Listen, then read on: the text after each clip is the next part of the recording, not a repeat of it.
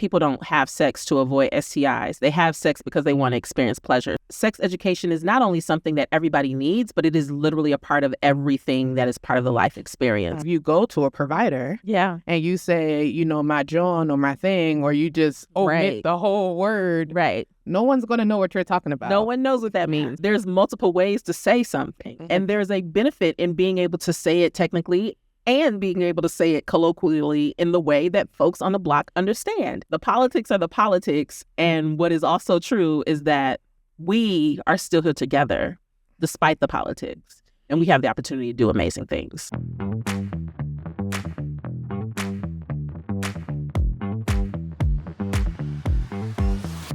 Good day. Welcome to the Keep On Loving podcast. I am your favorite host and your favorite rose, Mystkue Woods.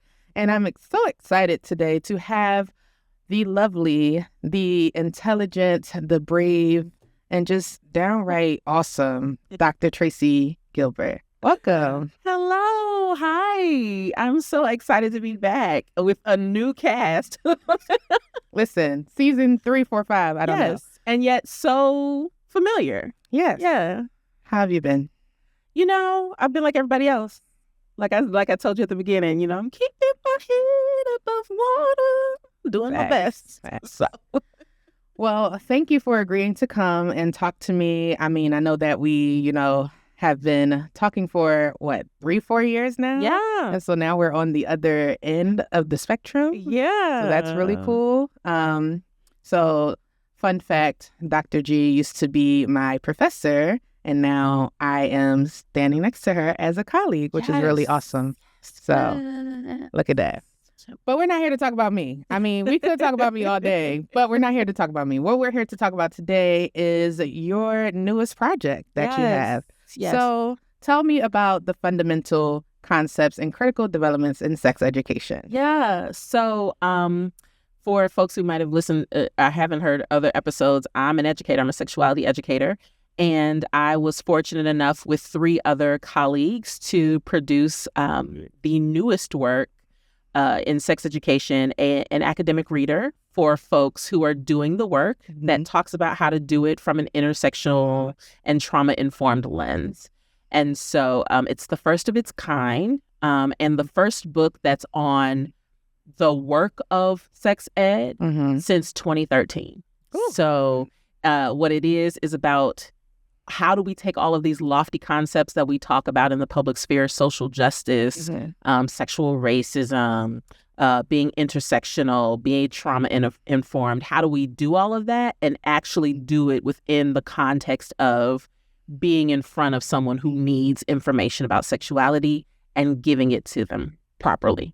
So I'm very excited. I'm sure we'll get into a lot of it, but the editing team is myself, Reese Malone, who is the head editor, Catherine Dukes, and Justine Infante. So the 4 of us make up the team, and very excited. We officially launched in June 25th. And today is the day of our official celebration. Hey, so, we love our that. Party. And the Keep On Loving podcast got it first. I just want to say that, okay? So on air, you got it first. On air, we got it first. Yes. So no one else. But that's how we do over here. At least, you know, that's what I try to do. But yes, I think that you bring up a really interesting point. And that point is who needs sex ed? And so we can argue everybody, right? That is our argument. And so what does that look like in today's society? And how does intersectionality play a key role in that? Yeah, I think this is a great question. And the truth of the matter is that sex education is not only something that everybody needs, but it is literally a part of everything that is part of the life experience. So no matter where you go, what you're doing, sexuality can be woven or it can be something that can come up in those circumstances. Yeah. And so in that way, every avenue is an opportunity to be learning sexuality education. And in many ways, you are picking up education about sexuality and sexuality-related concepts. And so in that way, a book like this really helps us think about what people might be bringing to the table and how then, particularly for folks who are intentional in helping people in sexual health, How can we be using that understanding to engage people better and to help them with what it is that they need? And so, in this day and age, you can't go anywhere and not be gaining information, whether you want to or not, about sexuality, about the whole universe. That's sexuality, sexual health, all of that. Yes, cues pick up the pieces, just saying. So with that being said, let's talk a little bit about trauma-informed approaches and practices. So earlier before we started, we were talking a little bit about our own personal journeys and how everything that we go through in life, somehow, some way, our own stuff comes up. Absolutely. And so what does that look like, and how can we shift to make sure that providers are aware of these trauma-informed approaches and that they're effectively using them? Mm-hmm. So, as much of the world of sex that can be a positive, healthy, great thing, the reality is that for some of us in our society, it has not always been great. And then when we combine it with history, when we combine it with the ways that systems have adversely attempted to malign sexuality, to adversely impact people's sexuality, that adds on to the experiences that people have. And then when you add in the fact that many people, especially in a context like the health department, tend to come to their understanding of sexuality or a discussion of sexuality through some type of harm or some type of sickness or some type of bad thing, there's going to be trauma in the mix some kind of way, whether it is trauma that is known, trauma that is unknown, trauma that is generational, cyclical, all the things, it's going to be there. And so having an awareness of that as a baseline really sets a practitioner up for knowing, in my mind, how to hold space for a client. Ooh, I'm bumping into things here. To hold space and grace for a client who comes in with a particular need. I said the last time that I was here, people don't have sex to avoid STIs. They have sex because they want to experience pleasure. So if they're in a space where they're coming for whatever it is, whether it's a STI concern, whether it's a performance concern, whether it's all the other, again, problem-based concerns, being able to have that conversation and being able to have that awareness allows the practitioner to position themselves in a way to address what they actually need, which is moving those barriers aside so they can get back to why they were having sex in the first place, why they wanted to engage in whatever type of experience they were trying to have. Absolutely. So how would you describe, or is there like a chapter that you would say a provider should and would read? Oh, my goodness. If they just like, I need, something right here that kind of gives me hands-on in the moment. Absolutely.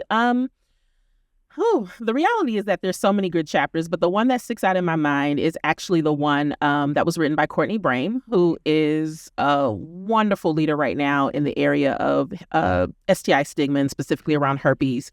He has a podcast, Something Positive for Positive People, and a whole movement that's around removing the stigma connected to STI status. And he wrote a whole chapter about moving away from a sex avoidant society. And it was the idea that we're not necessarily sex negative. It's just that we avoid the conversation altogether. And his chapter really does a good job of helping lay that out and helping us understand what that looks like, and then providing concrete steps to push past that within settings. And that's the thing I want to lift up about the book as a whole, because every single chapter, it's not just, I'm going to tell you all the facts, right? Or I'm going to tell you all the problems and the theory and whatever. Each chapter, we made a point of saying, you, at the end, you need to tell us specifically what then do people do with that information. Gotcha. And so his chapter is one of those where it's like, okay, now that I've laid off all the facts, here are specific things that you can do to help push towards a more positive frame. And so that's one chapter. There are so many, though. Like, we've got chapters that address sex work, that address contraceptives. Consent is a big one. Anything you can think of, pretty much, with a few exceptions, is in there. Awesome. But I think that's important because providers may not know it, but they actually are serving all of these different individuals with these different and multi, intersectional identities and all of that. Absolutely. So, Absolutely. Yeah. And the truth of the matter is, that a provider may not even really know what someone's bringing unless they ask the questions or until they are willing to say, tell me about you, right? And I say this as somebody who's been in academia, who's been on the professional side. We get drilled with the idea of like, no, we know everything. We have the answers. It's our job to go in and tell the person what it is that they want to know.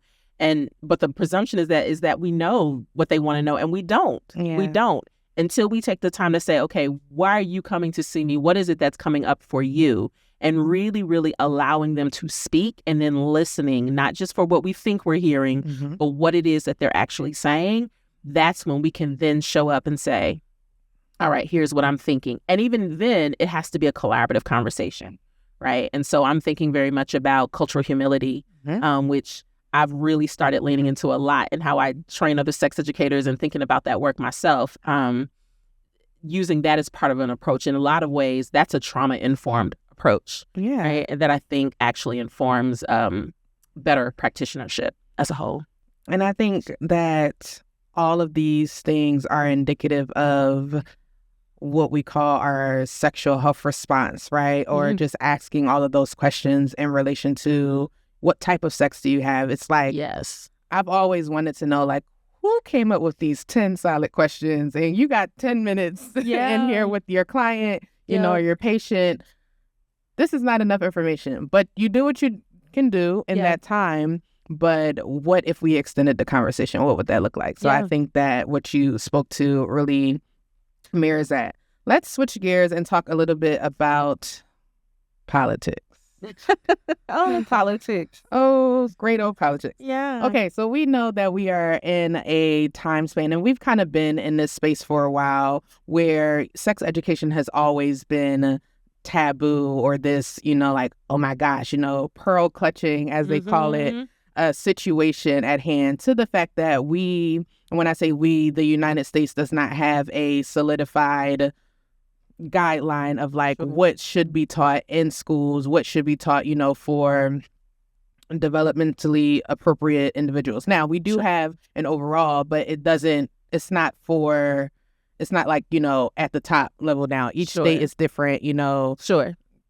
Whoever's controlling it. Yeah. And the truth is, sex educators have done that work, right? So the Future of Sex Ed, which comprises of 4 organizations that have been in the fight for a long time on behalf of sex education at the K-12 level. They just did a most recent version of the National Sex Ed Standards in 2020. And that goes from kindergarten all the way up to 12th grade with very clear guidance around what is developmentally appropriate at particular stages in a child's life. And so we do have that. What we don't have, by and large, is legislative support for that. And so right down to the state, to the county, to the city, to the school district, to the very schools. The principal. The principal and the teacher at the moment. We can have all of this difference in terms of what gets shared and what doesn't. And so I'm of the mindset, I've always been of the mindset, but I'm very much of the mindset now that like the real work, yes, ideally it can happen in schools, but the real work actually happens in community. And so that's when it's when community leaders, when community members make the point of understanding, again, going back to what we said, every site is a space, every space is a site for sex education, which means every leader has the capacity to be an educator, right? So if you're the person who's at the barbershop and you've got your client sitting and you know, doing that fade, sharing information and facilitating conversation. If you're the one doing that silk press, you've got that. If you're the I don't even know if we have candy ladies anymore, but if you're the candy lady on the block and everybody comes to you, you know, you might have that ability to be the person that shares information. And so for me, I'm more interested in how we can make sure that those folks are equipped with the information they need to be able to share if you can't get it from school, you know, and not just the technical pieces, right? Not what my colleague Leon Chung, I'm going to pronounce her name wrong, Lee Chung talks about training, right? It's not about training people to do sex a certain way. It's about education that helps people keep their minds open. And when we talk about politics, to me, that is the biggest fight that we're dealing with, helping people keep their minds going while they're under attack to keep them focused on other things and keep them distracted and keep them from not thinking critically. So. And I think when we talk about politics too, something as you were speaking, I'm thinking about language, right? And how community members, it's going to look different from a person that has a background in a clinical space, what that looks like in that conversation versus, my auntie Sarah that's down the street. That's not my real auntie. You know what I mean? Right. And so with that being said, I think finding a happy medium between the two to kind of gather the information and put it together and allow our minds to expand, if you will, on, yes, what you said is great, but thinking of the big and like how we were in math class, where it's like, and yes, here's this intersection of, yes, this is true, but this can also be true too. Yeah. And what does that look like? And how do I best set myself up for success so that I can be a positive, sexual, healthy being? You know, what does that look like? Absolutely. Absolutely. And I think what you bring up language, it also makes me think of code switching, right? And the reality is that there's multiple ways to say something. And there's a benefit in being able to say it technically and being able to say it colloquially in the way that folks on the block understand. And so even when, if there's something that I feel like, okay, I learned this in school and I think this is a valuable theory, if I can't articulate that to the folks in my neighborhood or the folks in the neighborhood I want to serve, or if I'm not willing, then that's on me, right? And that doesn't make them the problem. If I'm the person that's here to provide a service, I'm the one who has the work to do. No, I feel that. I feel that. So someone asked me maybe like a couple months ago, they said, why don't you use the like wooden phalluses when I'm teaching? Because I come in there and we actually play dildo whirl. And so we toss around, and they don't know that it's coming. It's kind of like a hot potato. But we toss around structurally dildos, right? Yeah. And so they're like, why would you do that? They're kids, like, and I'm like, well, they're young adults, one. Yeah. Two, I asked them before I start, do I have the permission to make you feel a little bit uncomfortable? And we talk about what that looks like. But the reason why is because I want them to be able to see it out in the world, not necessarily in a space where it is engaging in sexual activity, but to also think about, these are our body parts. This is what they look like. Yeah. And these are realistic versions, not a wooden phallus. Yes. Yep. And that's going to be, that's what you're going to work with when you're actually putting these on. It's not anatomical. I try to explain that to them, but also what is the benefit for them in dealing with a wooden phallus? Yeah. And let's even, we can even go back and say, who was it created for? Who was the person that was uncomfortable? Was it the learner or was it the teacher? Right. And 9 times out of 10, we'll find that much of what has been done in sex ed is about what makes the field feel comfortable in not being attacked by other outside forces and not what learners have expressed, whether it is young people in the situation of K through 12, whether it's their parents, or whether it's just general community members, right? And when we find that we go straight to the community, most folks are interested. Most folks are open. Most folks are willing, as long as you are very clear that you're coming from a professional space. You're coming from a space to learn and not just titillate and entertain. And you're coming from a space of humility, recognizing that I'm not here to tell you what to do. I'm here to give you an opportunity for you to think for yourself. And I'm going to challenge you to think for yourself. And that's exactly what I say to the students. I'm like, listen, I'm not going to tell you not to have sex. I'm not going to tell you how and which way you should. Yeah. But these are the things that you need to know. So this is why I'm giving you these things. This is why we're playing dildo world, all of those things. However, what I want you to think about is, this is what your body looks like. And so if you go to a provider and you say, my John or my thing, or you just omit the whole word, no one's going to know what you're talking about. No one knows what that means. I'm trying to guess, I'm like, I think what you said, what you mean is, but I'm not necessarily sure. And so it's important for you to be able to know what it is that you're saying and what you're trying to, communicate. And it's important for the provider to be willing to say, okay, you said John. Okay, let's break this down. So that can mean this, that, and not be like, well, you didn't say what I thought you should say. So I don't want to see you, or you just meant this. So let me give you this. Exactly. It's a two-way street in terms of the communication. Hey, if you're enjoying this episode and you are a Philadelphia resident and you need resources about your sexual and reproductive health, visit www.phillykeeponloving.com. Yeah. And so going back to politics, Yeah. I'm wondering, will there ever become a time where they will take the work that we have done as educators and make it work? Yeah. I like to believe so, right? I feel like we go a couple steps ahead and then there's some pushback. And I think that's the work of evolution, right? The reality is that as much as we want to believe that, this is really, and as much as we know that this is how it should be, right? That each and every individual has the right and the responsibility to understand who they are as a sexual being and to move intentionally within that, whether or not they're having sex, right? As much as we understand that as the baseline, we exist in a world where there are going to be people who are like, I don't care what you say. Yeah. I don't agree with that. I don't believe with that. I don't believe with that or believe that. Yeah. And that doesn't stop us from doing the work. That doesn't stop us from believing and continuing to stand and move as we know that we feel intended to do. Yeah. And so I don't know, right? And I don't want to say no, because when we look around, I think the answers feel very much like no. Yeah. But we always find a way. Right. We find a way, right? And I don't think it's impossible. I think one of the things we definitely want to be willing to do, I think, is begin to suspend our judgment around what we think it has to look like.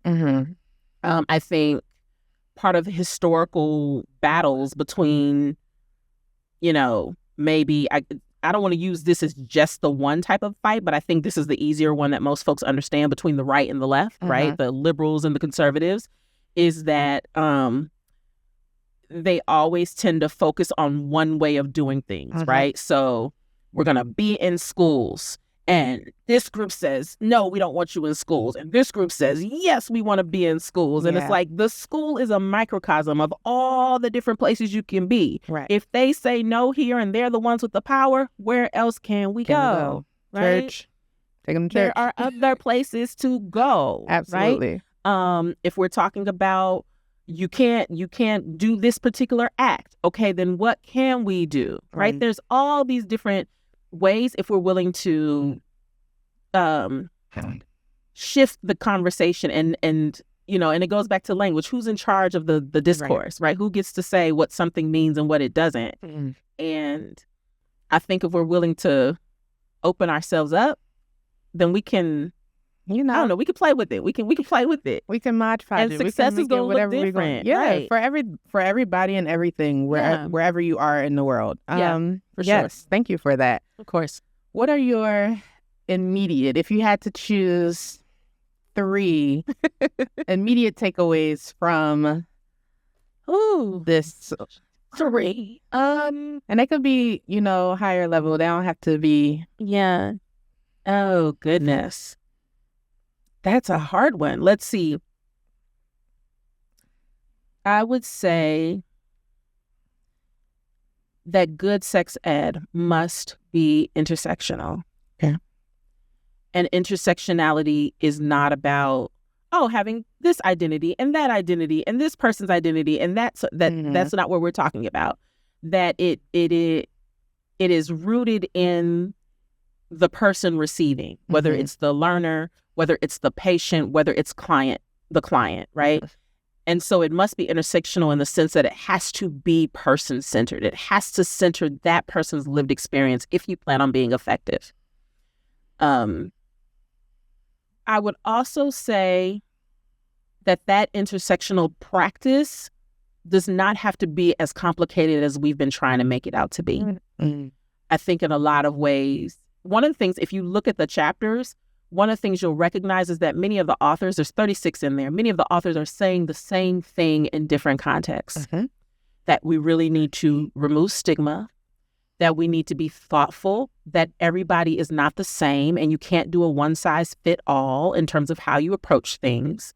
And you have to let that person lead in terms of what it is that they need, right? And so when you can start there, and be willing to understand then that's going to look different for everybody you serve, then that's when the effectiveness happens. That's when you're going to be in a position where, okay, I'm doing all of this work. and I'm making strides, right? Now, I do also think there's a conversation around what success looks like, because we've yet to acknowledge the fact that many of the outcomes that we claim we want are actually not outcomes that matter. Somebody didn't have goals and objectives. You need to take that course. Just saying. And I won't say they don't matter, but I think, we have to be thoughtful around, like, do they match, right? There's a reason why they may not be being achieved. If they're your priorities, but not the priorities of the people that you're working with, then there is a disconnect, and you cannot force people to get on your page.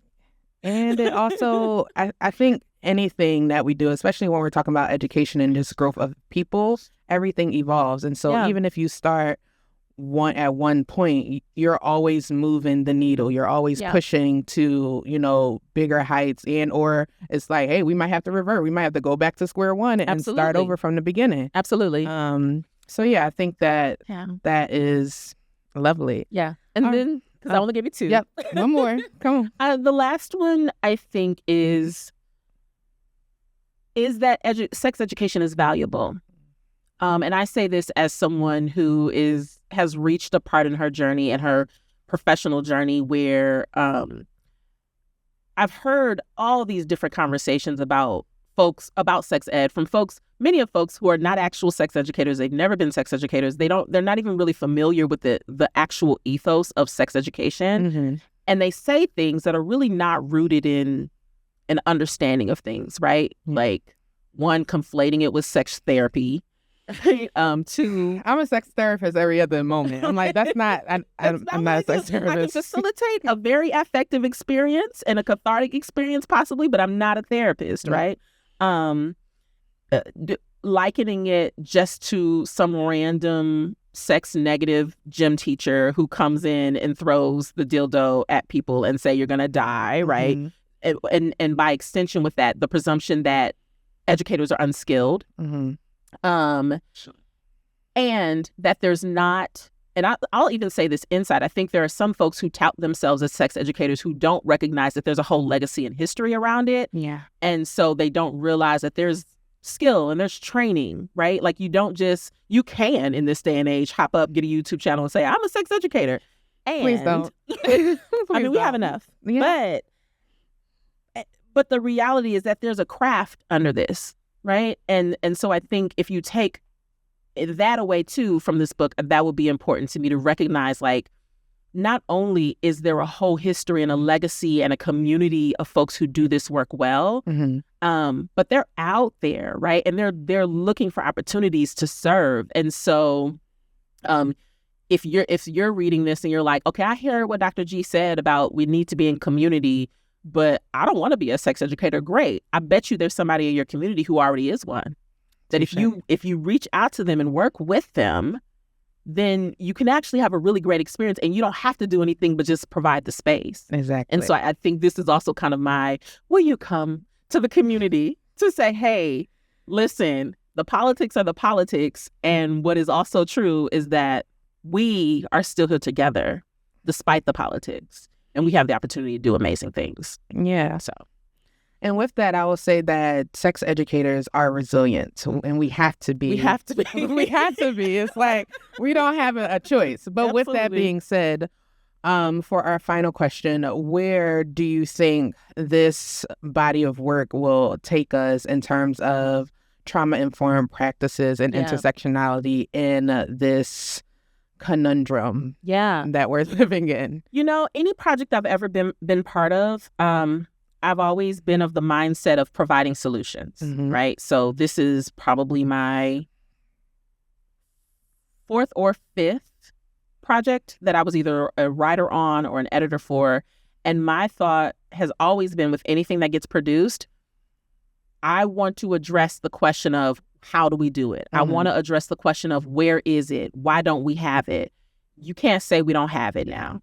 And so for me, I hope this is a watershed moment where folks who are genuinely interested in doing better say, okay, let's start. Yeah. Because you got to start somewhere. You have to start if you're serious, right? Like I think we exist in a society where it's very clear people talk a good game. And I've reached a point in my life where I'm like, listen, I know doing good work is hard. It's hard. So I get it. If you're like, you know what, that's okay. I'm going to just get on TikTok and I'm going to get me 2 million followers and I'm going to just be an influencer. Cute for you, right? And for the people who are like, no, I actually want to dedicate my life to this. I do want to do good work. I want it to matter when I'm interacting with someone, you know, a young person, and they find out they have HIV or they're at risk, and I want to help them get away from that, right? For those folks, here's some food for thought, some genuine, not just you told me what I already know, but some genuine, here's a way to look at this, and here's some concrete ideas for doing differently. That's what I hope this can do, and in terms of shifting the discourse. Well, I believe it can, and I can't wait to read it. All right, folks. Well, this concludes our episode for today. Thank you, Dr. G, for coming. Thank you for having me. It's always a pleasure. I also just wanted to say I'm so proud of you. I said it before we started, but I want to say it on air as your former professor. I just really am excited for you. I'm just really happy, and I hope more people come and listen to the show and tell all their friends. We're going to turn it in. We're going to have blow it up real big. It's going to be amazing. But remember, no matter how you're loving, just keep on loving.